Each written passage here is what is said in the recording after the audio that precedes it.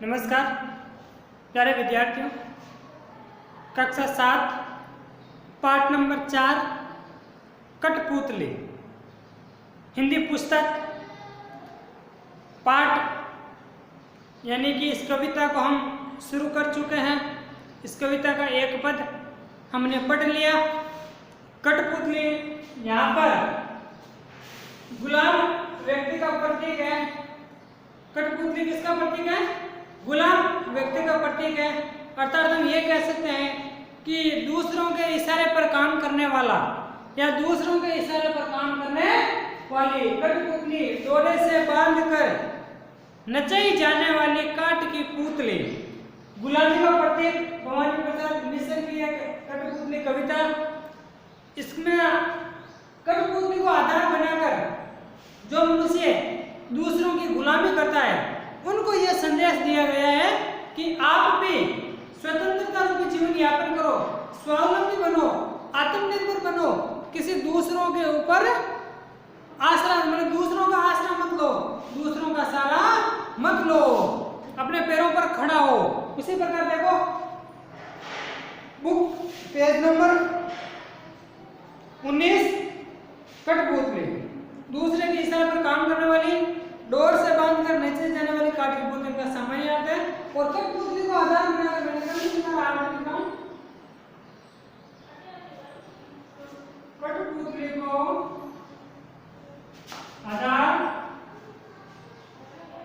कठपुतली को आधार बनाकर प्राणी या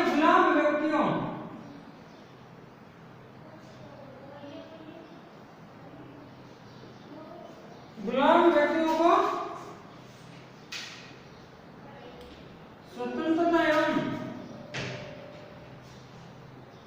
स्वाधीनता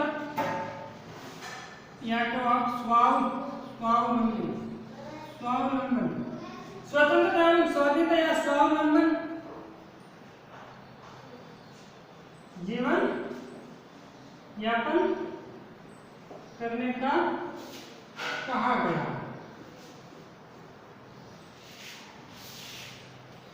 हमने कठपुतली गुस्से से बोली, ये धागे क्यों है मेरे आगे पीछे, नहीं बंधन के धागे क्यों है, इन्हें तोड़ दो, मुझे मेरे पांव पर खड़ा होने तो मुझे आत्मनिर्भर बनने दो। यहाँ तक तो हमने कल पढ़ लिया। आज देखो सुनकर बोली और कठपुतली है कि हाँ। अब इस पहली कठपुतली ने क्या कहा अपने मालिक से कि आप मुझे इन डोरे रूपी बंधन में बांध कर क्यों रख रहे हो, मुझे आजाद करो, मैं अपने पैरों पर खड़ा होना चाहती हूँ, मैं स्वावलंबी जीवन यापन करना चाहती हूँ। तो पहली कठपुतली का सपोर्ट बाकी वाली कठपुतलियों ने भी किया। बाकी वाली कठपुतलियों ने क्या कहा, हाँ सही कह रही है ये कठपुतली, हमें क्या चाहिए, हमें आजादी चाहिए, हमें किसी की गुलामी की बेड़ियों में जकड़े रहना पसंद नहीं है। सुनकर बोली यानी पहली कठपुतली की बात सुनकर को दूसरी कठपुतली बोली और कठपुतलियां की हाँ यानी हाँ हमें हाँ मिलाया।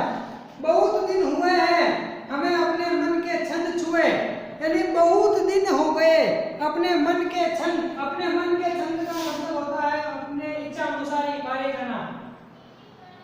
अपने मन के छंद मुहावरा है, इसका मतलब होता है देखो क्या लिखा, हमें अपने मन के छंद यानी मन की इच्छाएं पूरी करनी, मन अपने खुद की मन की इच्छाएं पूरी करे हुए काफी दिन हो गए।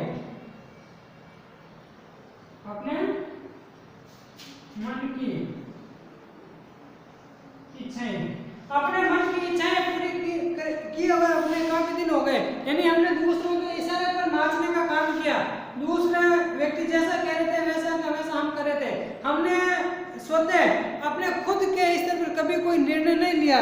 तो क्या कह रहे हैं, बहुत दिन हुए हमें अपने मन के छंद छुए, मन के छंद काफी दिन हो गए हमने अपने मन माना कभी नहीं किया। हमने जैसा अपने मन कह रहा है वैसा हमने नहीं किया, हमने दूसरों की गुलामी की।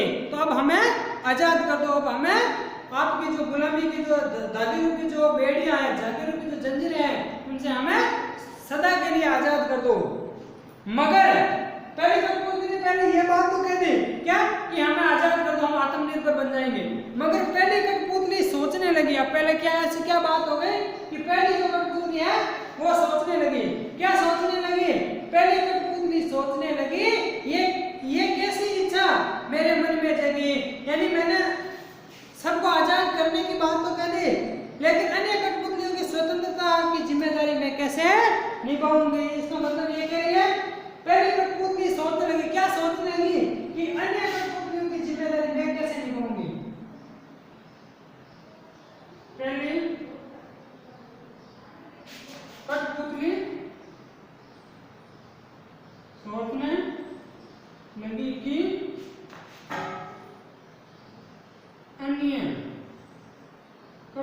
कठपुतलियों की